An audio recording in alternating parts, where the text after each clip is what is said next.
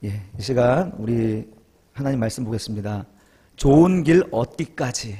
오늘 말씀 본문에 나와 있는 문구, 사도 바울이 좋은 길 얻기를 구하노라 이렇게 이제 간절히 구하는 그 기도의 메시지를 우리 기도 제목으로, 말씀의 제목으로 삼았습니다.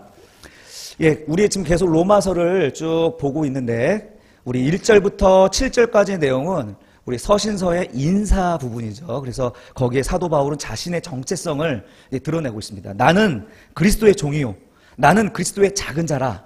그러나 하나님께서 나를 복음을 위하여 따로 세워서 택하셔서 사도로 불러주셨다 이렇게 얘기하죠. 그러면서 나만 그렇게 특별히 부른 것이 아니라 너희도 이를 위하여, 복음을 위하여 불러주셨다는 거 잊지 말라는 거예요. 그리고 너희도 나처럼 하나님께서 복음을 위하여 따로 택하신 그리스도의 것이라는 걸 잊지 말라는 것입니다. 그런데 그 앞에 놓인 길은 뭐죠? 로마의 핍박과 그리스도인들의 고난이죠. 그러나 너희가 잊지 말아야 될 것은 뭐냐? 너희 안에 은혜와 평강이 있다라는 것을 잊지 말라는 것입니다. 이 인사말 속에 사도 바울은 이렇게 이야기하고 있습니다.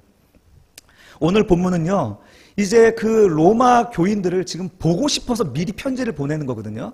그 이제 인사말이 끝나고 그 첫 서두에 뭐라고 말하냐면, 난 너희가 지금 보고 싶어 라고 말하는 거예요. 로마 교회 성도들이여, 난 당신들을 보고 싶습니다 라고 얘기하는 겁니다. 우리 8절에 그 믿음이, 보고 싶은 이유가 무엇인지 나옵니다. 먼저 내가 예수 그리스도로 말미암아 너희 모든 사람에 관하여 내 하나님께 감사함은 너희 믿음이 온 세계에 전파됨이라. 이것 때문에 지금 보고 싶은 거예요. 지금 로마 교회는요, 지금 로마 카톨릭 교회에서 바라고 원하는 대로 사도 베드로가 가서 복음 전한 게 아니에요. 거기는 그냥 무명의 그리스도인들이 거기 가서 복음을 전했고, 정말 그 예루살렘에 있었던 그 성령의 그 뜨거운 역사가 그 로마 지역에도 있었다라는 얘기가 온 세상에 퍼진 거예요. 그러니 사도 바울이 보고 싶은 거겠죠. 아니 도대체 거기에 누가 어떻게 사역하고 일했길래 성령의 역사가 거기서 이렇게 나타나는가? 여러분 보고 싶지 않겠어요? 여러분 가장 TV에서 인기 있는 게 뭔지 아세요? 1번 드라마, 2번 영화, 3번 뉴스. 뉴스가 사실은 제일 인기가 있어요.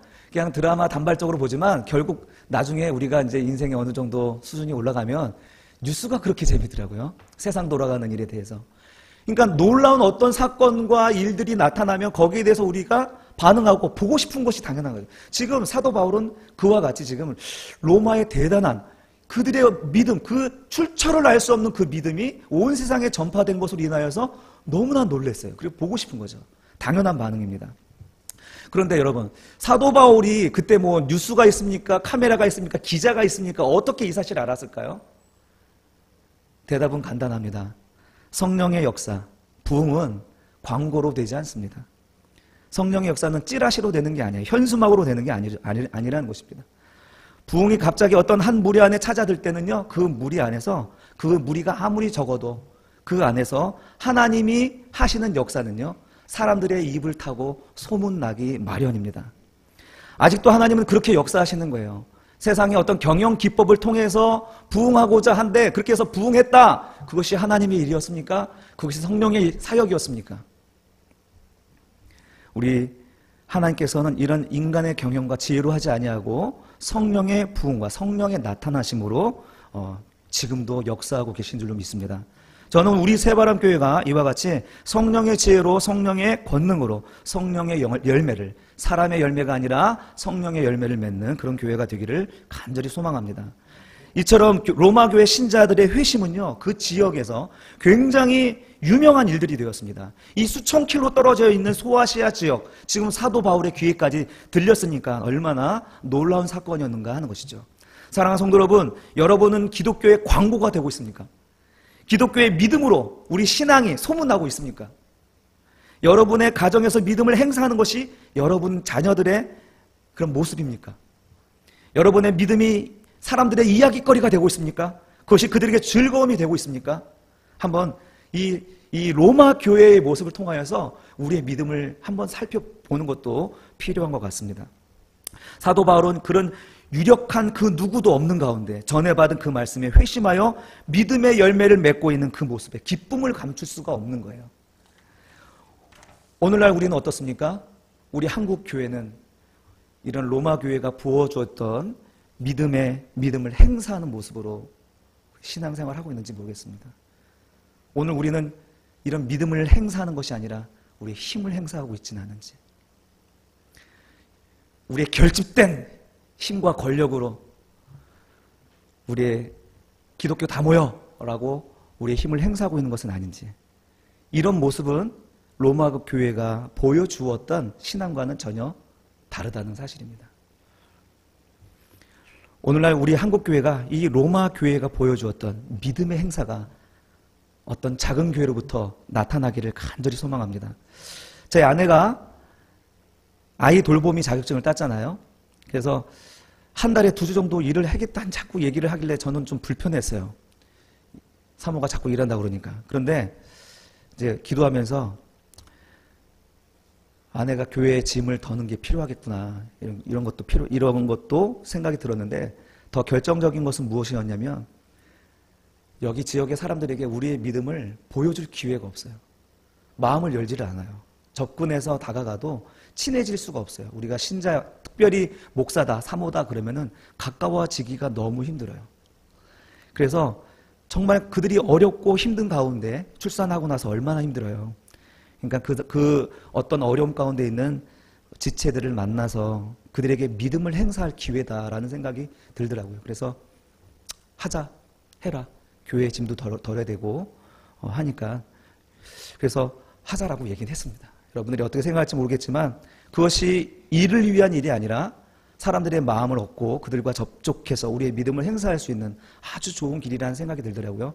제가 부목사 사역할 때 장례식을 하고 나면 정말 놀라운 회심들이 일어났어요.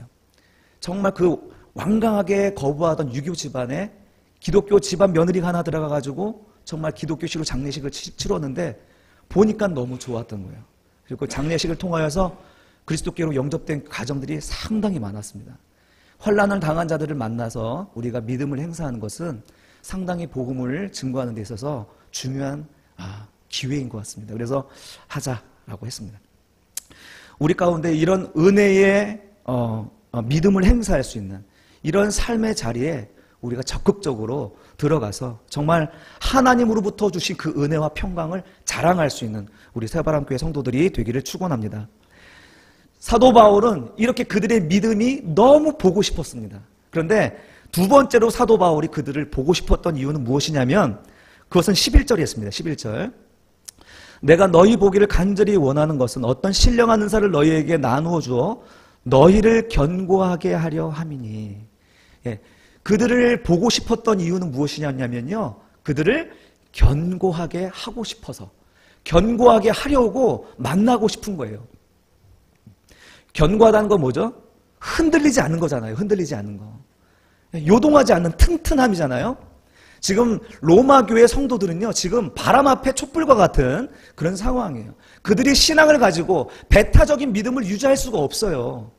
예? 다원주의적인 그런 신앙과 황제가 버티고 있고 또 유대인들의 그 핍박들이 있는데 거기서 자기들의 신앙과 믿음을 유지하기가 너무 어려운 거예요. 이제 갓 태어나는 신앙인들이기 때문에 그 마음에 염려가 있었던 것이죠. 그래서 그들의 믿음을 견고하게 해주기 위해서 견고하게 해주기 위해서 가고 싶은 거예요. 그런데 무엇으로 그들을 견고한다고요? 견고하게 해준다고요? 보시면 어떠한 신령한 은사들을 너희에게 나누어 줌으로써 견고하게 하려고 하는 거예요. 사도 바울이 나누어 주고자, 사도 바울이 주고자 한 것이 무엇이었을까요? 그것이 15, 16, 17절에 나옵니다. 우리 15절만 같이 읽어볼까요? 시작. 그러므로 나는 할 수 있는 대로 로마에 있는 너희에게도 복음 전하기를 원하노라. 사도 바울이 주고자 했던 것이 바로 뭐예요? 복음입니다. 그 복음은 내가 부끄러워하지 않는다, 이렇게 얘기하는 거죠. 한번 보세요. 지금 로마 교인들은요, 복음으로 인해서 회심한 사람들이에요. 그런데 그 사람들에게 복음을 전하겠다는 거예요. 이게 무슨 말입니까? 복음으로 회심한 자를 복음으로 전도하겠대요. 복음으로 전하겠다는 거예요. 이게 무슨 말이죠? 예. 여러분, 회심은 끝이 아니라고 말씀드렸습니다. 우리가 구원받은 것은 우리의 구원의 종착점이 아니라 우리 신앙의 출발이라는 거예요. 홍해바다를 건너서 구원을 상징하는 홍해바다를 건너서 그것이 끝이 아니라 어디까지 가야 된다고요? 가나안까지 가야 되는 거예요. 무엇을 가지고? 복음을 가지고, 하나님이 우리에게 주신 말씀을 가지고 가야 되는 것입니다. 아이를 낳으면 그것으로 끝납니까? 출산하면 기쁘죠. 생명이 태어났는데 경이롭죠. 그것으로 끝입니까? 그게 아니죠. 출산하고 나면 그 아이를 책임져야 되잖아요. 자라게 해야 되잖아요. 강건하게, 튼튼하게 양육해야 되잖아요. 지금 사도 바울은요, 이 출산된 그 어린 심령들, 복음으로 인해서 출산된 그들이 이젠 더 단단한 음식으로 그들에게 공급해 주기를 원하는 것입니다. 그것을 통하여서 흔들리지 않은 믿음, 어떤 바람과 세찬 풍랑이 몰려쳐도 흔들리지 않은 믿음을 주고자 하는 거예요. 그래서 그들을 빨리 만나고 싶은 거예요. 그래서 거룩한 결심, 거룩한 계획을 세운 것입니다. 그리고 기도하는 것이죠. 여러분, 회심한 그들에게, 구원받은 그들에게 필요한 것이 무엇이었을까요? 사도 바울의 입장에서 봤을 때는 단단한 하나님의 말씀, 복음이었습니다. 처음 그들이 받은 복음은 어린 아이들이 먹는 젖과 같은 거예요. 좋은 것만 바라는 것이죠. 부들부들한 거. 그러나 단단한 것은 먹을 수 없지만 이제는 이런 환난 앞에서, 정말 여러 핍박 앞에서 그들이 견고한 믿음을 갖지 않으면 이 마귀로부터, 이 핍박으로부터 벗어날 수 없기 때문에, 지켜낼 수가 없기 때문에 그들에게는 단단한 말씀, 복음이 필요했던 겁니다. 그게 무엇일까요? 그게 교리입니다. 교리. 사도 바울은 그들에게 이 단단한 음식을 주기에 앞서 이 16장이라는 긴 편지를 아주 서론적인 교리서를 미리 써서 보내는 겁니다. 교리는요, 우리 이제 5가지 교리가 있죠. 신론, 인간론, 구원론, 교회론, 종말론이 있습니다. 이것이 이 어느 하나가 약하면 반드시 우리 견고하면서 무너지게 돼요. 견고할 수가 없는 거예요. 그래서 늘 우리 신앙인들이 왜 이단에 빠지고, 신앙인들이 왜 그런 말도 안 되는 그런 교리에 빠져서, 이단의 사슬에 빠져서 넘어가냐 이 말이에요. 교리를 모르기 때문에 그런 거예요. 교리를. 하나님이 누구신지만 알아도, 우리 인간의 존재가 어떤 존재인지를 알아도, 또 그분이 우리를 어떻게 통치하시고 구원하시고 또 목양하시는지, 그리고 앞으로 우리를 어떻게 정말 새하늘과 새 땅에서 우리를 맞아주실지, 이런 사실들을 우리가 알았다라면 그건 넘어갈 수가 없는 아주 단순한 진리들인데도 우리는 이 교리에 대해서 잘 말하지도 않고 들으려 하지 않는다는 것이죠. 오늘날 구원론이나 교회론이나 종말론에 대해서는 확실히 이단이 나누어져요. 확실한 이단이 구분이 되어집니다. 그러나 우리 가운데 이단적인 요소를 구분해내지 못하는 것은 인간론에 있습니다. 인간론. 이 인간론은 뭐냐면 인죄론이라고도 합니다. 하나님 신론, 하나님이 누구신지, 창조하시고 구원하시고 회심을 일으키신 그 하나님이 우리를 창조하셨는데, 우리를 인도하시고 우리를 바꿔가시고 만들어 가시는데, 인간이 뭐냐면 이 하나님의 자리를 자꾸 차지하려고 하는 것이 인간론이라는 거예요. 우리가 이 정체를, 이런 우리 존재적 연약함을 모르면 내가 지금 하나님의 자리를 꿰차고 들어가려고 하는데도 이것이 내가 죄인지 모르고, 이것이 내가 하나님을 배반하는 것인지도 모르고 신앙인 것으로 착각한단 말입니다. 그래서 우리 신자들 가운데서 가장 구별하기 힘든 부분이 바로 이 인간 부분인 것이죠. 우리가 신론을 알았다면 인간론을 알아야 됩니다. 그 인간은 바로 하나님의 은혜를 거절한 인간의 정체성이고, 그리고 인간의 나약함입니다. 그것이 우리 안에 지금도 존재하고 있어요. 선악과를 따먹은 저주가 우리 가운데 여전히 존재하는 것입니다. 그러므로 우리의 신앙의 견고함이란 무엇이냐? 자꾸 나를 부정하는 것입니다. 나를. 자기 부인의 지향성을 가지고, 자기 부인의 방향성을 가지고 우리가 신앙생활을 하는 것이 우리 견고해지는 길인 줄로 믿습니다. 지금도 여전히 나의 행복이고 나의 형통과 나의 은혜와 나의 문제 해결을 위해서 우리가 신앙생활을 하고 있다면 우리는 지금 악한 사탄의 사냥감의 표적이 될 수가 있습니다. 왜냐하면 내가 바라고 추구하는 것들을 제거해버리면 사람들은 실망하거든요. 그러나 하나님은 우리에게 그런 것으로 우리에게 복을 명령하지 않았습니다.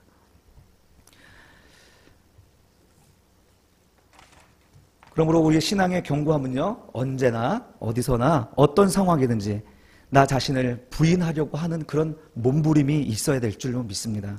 그런 방향성을 가지고 우리 신앙의 본질을 잃어버리지 않아야겠습니다. 이 위대한 서신을 쓴 사도 바울이 로마서 말미에 이렇게 고백합니다. 로마서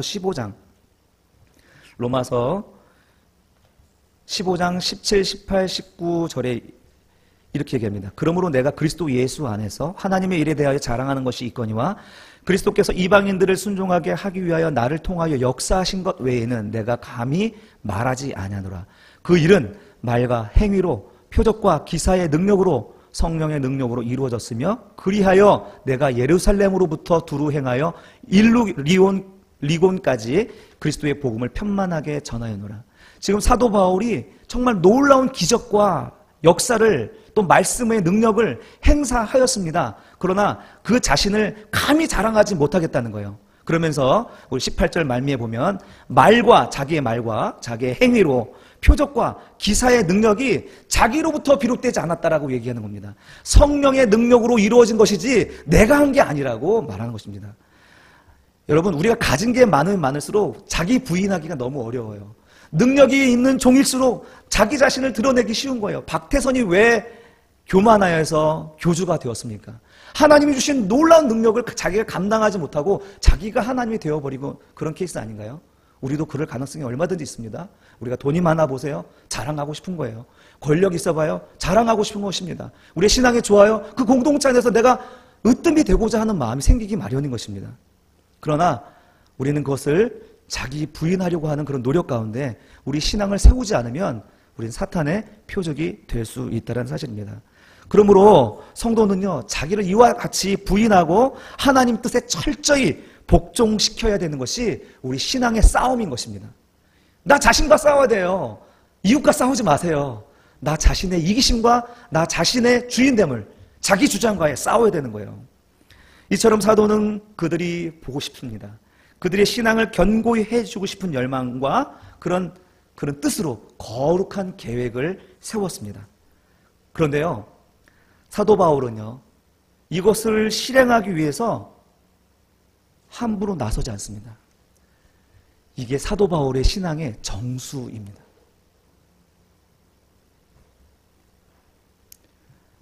사도 바울은요, 우리가 실수를 저지른 게 뭐냐면 특히 신앙 있는 사람들이, 믿음 있는 사람들이 하나님의 일인데 뭐 그렇잖아요. 전도하고 교회 사역하고 봉사하고 하는 거, 또 교회 프로그램 진행을 하고 전도 프로그램 진행하고 뭐 제자 사역하고 뭐 여러 가지 많은 교회에서 하는 거룩하고 선한 일들이 있잖아요. 뭐 하나님 일인데 뭐 하고서 묻지 아니하고 그냥 내가 계획한 대로 실행할 때가 많아요. 그런데 사도 바울은 그러지 않았습니다. 사도 바울은 어떻게 하냐면 더 좋은 길을 얻기까지, 더 확실한 길이 나타날 때까지 움직이지 않겠다는 것입니다. 이게 사도 바울의 신앙의 정수예요. 아주 위대한 부분이 거기 있는 거예요. 그가 가르친 교리에도 묻지만 자기 삶에 대한 태도도 바로 여기에서 그의 신앙의 위대함이 나오는 것입니다. 여러분, 우리가 아무리 동기가 선하고 거룩한 동기를 가지고 있다 하더라도 하나님이 길을 연 것이 아니라면 그건 갈 수도 없고 가더라도 의미가 없는 거예요. 하나님과 상관이 없는 것입니다. 강경화 외무장관이 보냄을 받지 않고 일본으로 갔습니다. 그게 공무로 간 것입니까? 여행으로 간 것입니까? 여행으로 간 것이잖아요. 그렇죠? 보냄을 받지 않고 외무장관이 갔다. 그건 여행이죠. 국가 일과는 상관이 없는 것입니다. 마찬가지죠. 선한 성도는요, 아무리 선한 동기라 할지라도 거룩한 행위라 할지라도 하나님이 이렇게 열어주실 때까지, 허락하실 때까지 동작 그만이에요. 10절, 그래서 어떻게 하든지 이제 하나님의 뜻 안에서 너희에게로 나아갈 좋은 길 얻기를 구하노라. 지금 로마로 가고 싶고 그에 대한 계획을 다 세웠지만 나는 하나님이 좋은 길 얻어주실 때까지 난 아무것도 하지 않겠다라는 거예요.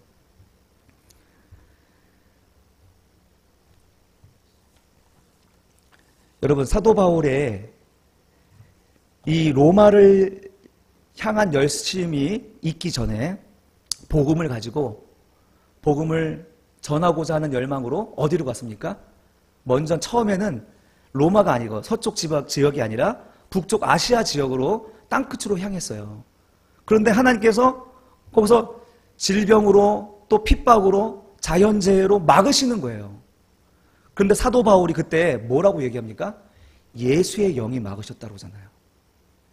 성령께서 막으셨다라고 그러잖아요. 잘 보세요. 이게 무슨 의미냐면 하나님이 질병으로 방해하셨어요. 그러니까 질병으로 내가 기도를 하고 그 길을 가려고 하는데 질병이 생겼어요. 그럼 여러분 생각할 때 어때요? 기도 응답입니까? 아닙니까? 기도 응답이 아니라고 생각하잖아요. 그런데 사도 바울은 고백할 때 뭐라고 그래요? 하나님이 막으셨다라는 거예요. 예수의 영이 막았다라고 하면 본인은 뭐라는 것이죠? 지금 이 상황을 하나님이 응답하셨다라는 거잖아요. 성령께서 그 길을 막으셨다라고 하면 그 하나님이 이 자연재해와 또 여러 가지 핍박을 하나님께서 나에게 주신 응답으로 여겼다라는 것이잖아요.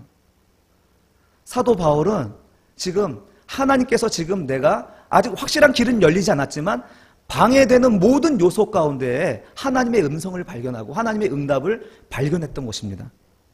그러면서 더 좋은 길을 얻을 때까지 계속 기도했습니다. 그렇게 해서 밀리고 내려와서 드로아 지역에서 환상을 보죠. 마게도냐인이 나타나서 이리로 건너와 우리를 도우라 이렇게 하잖아요. 아, 하나님이 여기 이쪽으로 가서 저쪽 서바나로 가게 하는 것이 하나님의 뜻이구나 하면서 확실한 그 길을 얻잖아요. 사도 바울은 하나님께서 좋은 길, 확실한 길을 주실 때까지 기도했습니다. 끝까지 기도했고 계속 기도했습니다. 그런데 계속해서 이야기를 진행할게요.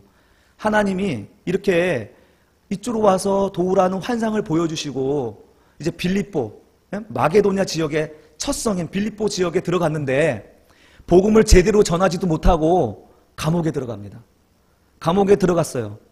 이거 뭔 난리입니까? 하나님이 환상으로 이쪽으로 와서 도우라고 하는 새로운 비전과 명령을 주셨는데 복음을 제대로 전하지도 못하고 감옥에 갇혀버려요.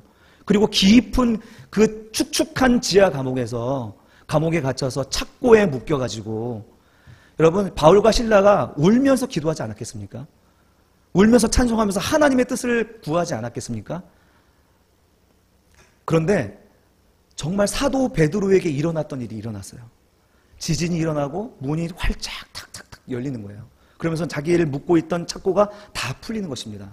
자, 그러면 우리는 어떻게 생각합니까? 하나님이 응답하셨구나. 내가 밤새도 기도하고 찬송했는데 응답하셨구나. 이제 그 길로 나가면 되는 거잖아요. 우리는 그렇게 생각합니다. 그렇지 않습니까? 그런데 사도 바울과 실라는 어떻게 했죠? 나가지 않았어요. 그 자리에 그대로 있었습니다. 왜요? 사도 바울이 생각할 때 한번 생각해 보세요. 이게 확실한 길이 아닌 거예요. 하나님이 환상 가운데 와서 우리를 도우라 해놓고 아무런 이유 없이 감옥에 갇혀가지고 그냥 풀려난다면 이건 의미가 없는 거예요. 도대체 왜 나를 갇히게 하시고 도대체 왜 문을 열게 하시는 거지? 이해가 되지 않냐고 확신이 서지 않기 때문에 움직일 수가 없는 것입니다. 그는 하나님께서 확실하게 응답하실 때까지 그 자리를 뜨지 않았던 거예요.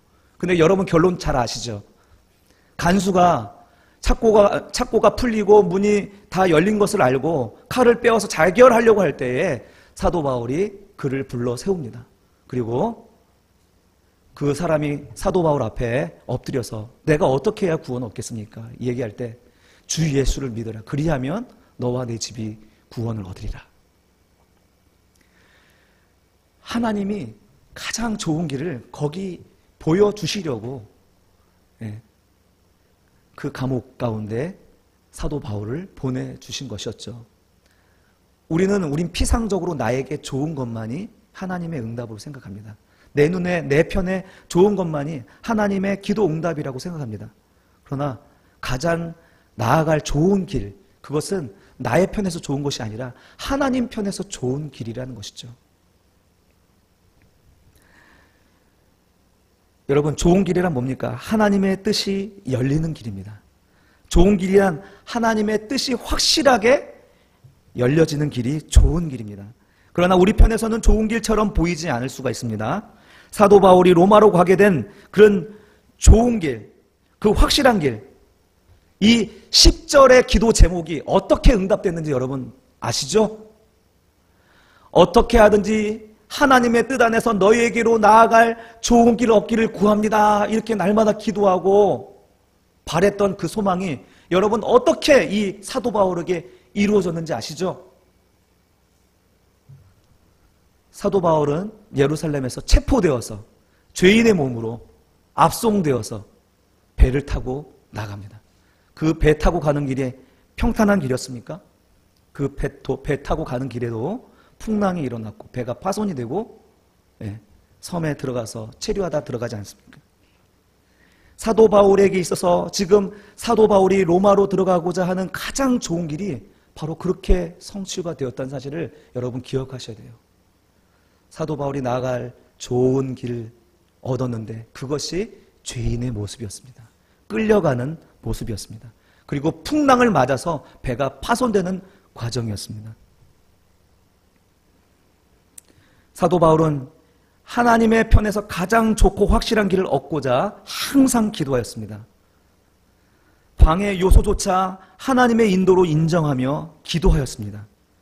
질병으로 막히고 핍박으로 막히고 자연재해로 막혀도 그것은 하나님의 부재가 아니라 하나님의 인도하심으로 믿었습니다. 그러면서 그는 하나님의 확실한 길을 얻기 위해서 끝까지 기도했습니다. 여러분, 이것이 오늘 하나님께서 우리에게 요구하시는 뜻입니다. 오늘 우리의 신앙에 견고한 신앙이 되기 위해서는 환경에 흔들리지 아니하는 그런 믿음이 우리에게 필요한 거예요.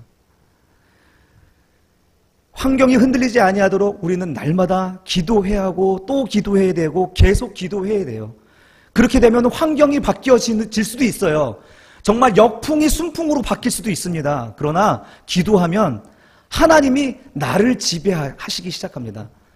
이 나를 지배함을 통하여서 내 안에 있는 뜻과 내 욕심과 내 뜻이 하나님 앞에 굴복당하면서 하나님의 지배를 받으면서 하나님의 뜻으로 이끌려가는 것입니다. 그러나 우리가 하나님의 은혜를 잃어버리고 하나님의 뜻대로 살지 못하면 우리는 거꾸로 내 뜻을 하나님께 내세우고 주장하면서 하나님의 뜻을, 성령의 뜻을 묵살해버리게 되는 것이죠.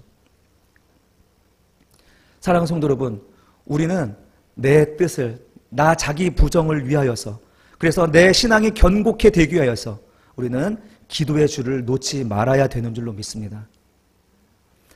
하나님의 확실한 응답이 있을 때까지 우리 현실에서 열심히 충실히 살면서도 하나님이 보여주시는 불가항력적인 은혜를 따라 움직이기 전까지는 우리의 모든 판단을 중지합시다.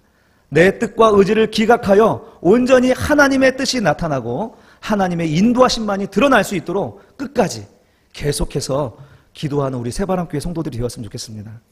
새로운 영혼이 구원받기 위해서 우리 기도합시다. 우리 계속해서 기도합시다. 내 신앙의 견고함을 위해서 기도합시다. 끝까지 우리 기도합시다. 그리고 하나님의 뜻이 나타나고 하나님의 인도하심으로 가장 좋은 길을 열어주실 때까지 나의 판단을 중지하고 나의 생각을 잠시 멈추고 하나님께서 이루어 주실 것을 기대하며 끝까지 계속해서 기도합시다. 사랑하는 성도 여러분, 하나님은 100% 기도에 응답하십니다. 하나님은 100% 가장 좋은 길을 열어주실 줄로 믿습니다. 우리 편에서 좋지 아니한 모습일지라도 하나님은 우리에게 반드시 응답하시고 종국에는 가장 좋은 것이 우리 앞에 펼쳐지게 되는 줄로 믿습니다. 이런 찬양이 있습니다. 고요한 바다로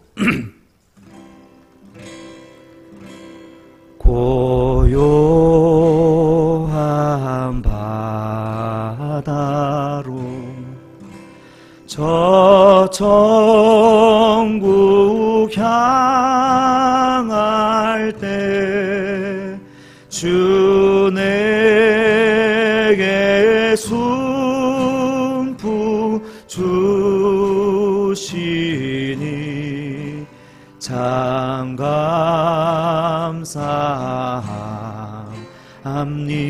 감사합니다. 큰 물결 일어나 큰 물결 일어나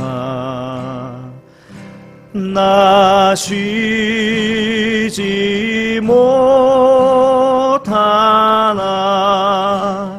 이 풍랑으로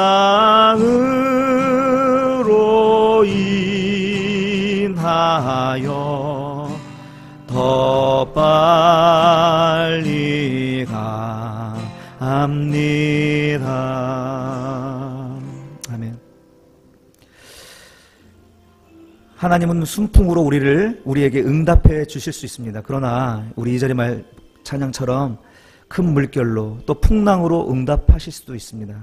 그러나 그것이 하나님 앞에 좋은 길이고 나에게 보기에 나쁜 길이라 할지라도 그것은 하나님이 선하게 맺으실 가장 좋은 길이라는 것을 여러분 믿으시고 우리 삶 속에서 일어나는 일들에 대하여 원망과 불평, 불만을 멈추고 더 빨리 가게 하시는 하나님께 도리어 감사할 수 있었으면 좋겠습니다.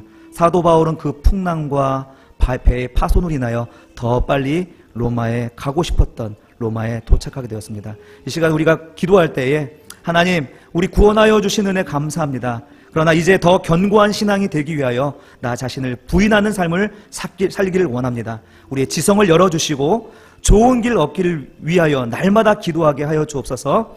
내 눈에 좋아 보이지 않아도 하나님의 확실한 길이라면 묶여서라도 가겠습니다. 하나님 은혜를 주시옵소서. 모든 일을 기도하며 하나님의 뜻을 구하겠습니다. 끝까지 기도하겠습니다. 계속해서 기도하겠습니다. 기도의 체질로 바꾸겠습니다. 이 시간 우리가 이 말씀을 생각하면서 함께 기도하겠습니다.